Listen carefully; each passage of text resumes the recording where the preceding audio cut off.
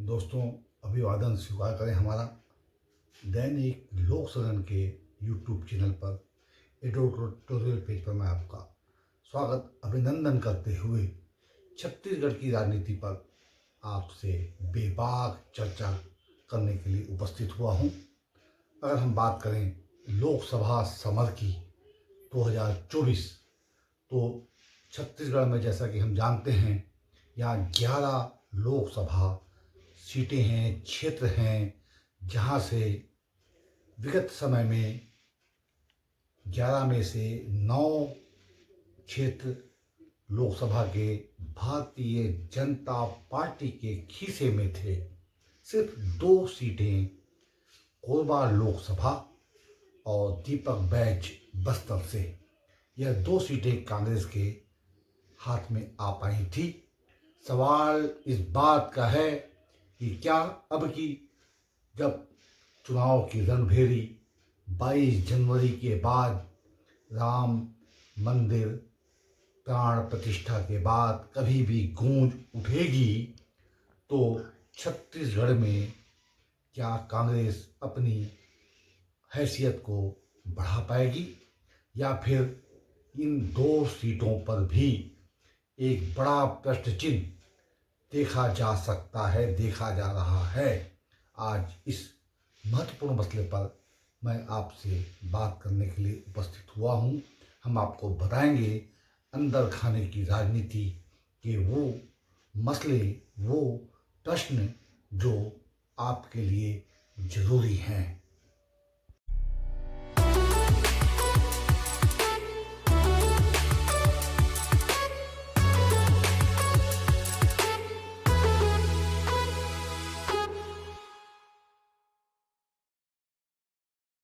एक बार पुनः अभिवादन के साथ दैनिक लोक सदन के एडिटोरियल पेज पर मैं एडिटर सुरेश चंद्र जोहरा आपका स्वागत करता हूं। और छत्तीसगढ़ की राजनीति, विशेषतः आज जब लोकसभा समर का समय हमारे सामने है, मैं आपसे दो चार होते हुए आपको कुछ उन अंदर खाने की बात को प्रकाशित करते हुए बताना चाहता हूं कि क्या अब की बार छत्तीसगढ़ में 11 सीटों में से एक भी सीट कांग्रेस के हाथ में नहीं आने वाली है, या फिर स्थितियां बदल सकती है। अब अगर हम आपको आगे ले चलें, तो अब इन दफे बहुत सी बातें, बहुत सी परिस्थितियां एकदम अलग हो चुकी हैं। विगत 19 के लोकसभा समर के दरमियान से अगर आज हम उन पर विवेचन करें, तो पाते हैं कि आज भारतीय जनता पार्टी और प्रधानमंत्री नरेंद्र दामोदर दास मोदी राजनीति के उस एड़ और घोड़े पर एड़ लगा रहे हैं जो बहुत ही तेज गति से आगे भाग रहा है। इसका सबसे बड़ा सबूत अभी अभी आपने और हमने देखा है। जी हाँ, जैसा कि हम आपको बताएं, अभी हाल ही में 23 में विधानसभा का चुनाव हुआ। अगर हम बात करें छत्तीसगढ़ की, तो छत्तीसगढ़ में भूपेश बघेल की एक सर्वशक्तिमान सरकार विद्यमान थी, और किसी भी सर्वे में, एग्जिट पोल में यह बात रेखांकित नहीं हो रही थी कि कम से कम छत्तीसगढ़ में तो भाजपा आएगी या फिर कांग्रेस जाएगी।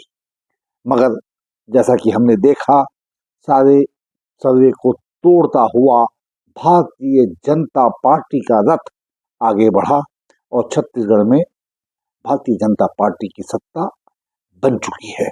अब इसी तारतम्य में अगर हम रेखांकित करें, तो आज के हालात में हम पाते हैं कि जैसा कि पूर्व में एक दफा हुआ था कि छत्तीसगढ़ में कांग्रेस का पूरा सुपड़ा ही साफ हो गया। 11 में 11 सीटें लगभग लगभग कांग्रेस के हाथ से चली गई थी। एक दफा सिर्फ एक ही सीट रही डॉक्टर चरणदास महंत की, और अब की बार 19 के समर में 2 सीटें ही कांग्रेस जीत पाई थी, जबकि माना यह जा रहा था 1818 के विधानसभा चुनाव के परिप्रेक्ष्य और उसके पश्चात कि जिस तरह कांग्रेस को जनादेश छत्तीसगढ़ में प्राप्त हुआ है, तो भाजपा का सुपड़ा साफ हो जाएगा और कांग्रेस कम से कम 8 से 10 सीटें जीत सकती है। मगर जैसा कि परिणाम आए वह सब चौंकाने वाले थे और कांग्रेस के दावे प्रतिदावे धराशायी हो गए। अब वही हालात, बल्कि अब जब हम नीचे जमीनी स्तर पर कार्यकर्ताओं से, आम जनमानस से बात करते हैं, तो यह सार आ रहा है कि अब की बार कांग्रेस के लिए चुनौती पहले से बहुत ज्यादा घनीभूत है और भारतीय जनता पार्टी जिस रणनीति के साथ नरेंद्र मोदी और अमित शाह के नेतृत्व में काम कर रही है, तो 2 सीटें वापस कांग्रेस हासिल कर पाएगी, इस पर एक बड़ा प्रश्न चिन्ह लगा हुआ है। अगरचे कांग्रेस ने अभी तत्काल अपनी रणनीति नहीं बनाई, कुछ गठबंधन नहीं किए, विशेष रूप से गोंडवाना गणतंत्र पार्टी से, बसपा से, बहुजन समाज पार्टी से, तो फिर हालात बहुत ही दयनीय कांग्रेस के हो सकते हैं।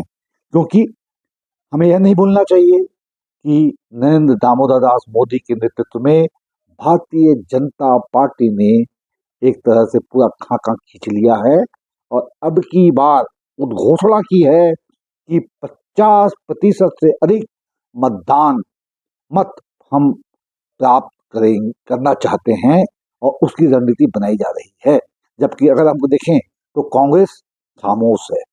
ऐसे में छत्तीसगढ़ का अगर हम पूरा मानचित्र देखते हैं तो साफ साफ हम देख सकते हैं कि स्थितियां यहाँ कांग्रेस के लिए किसी भी तरह से अच्छी नहीं कही जा सकती हैं। दोस्तों, यह विवेचन आपको कैसा लगा, आप कमेंट बॉक्स में अवश्य लिखें और अगर आपने लोक सदन हमारे यूट्यूब चैनल को सब्सक्राइब न किया हो और आपको यह बुलेटिन अच्छा लगता हो, तो आप अवश्य रूप से सब्सक्राइब कर लें। धन्यवाद के साथ।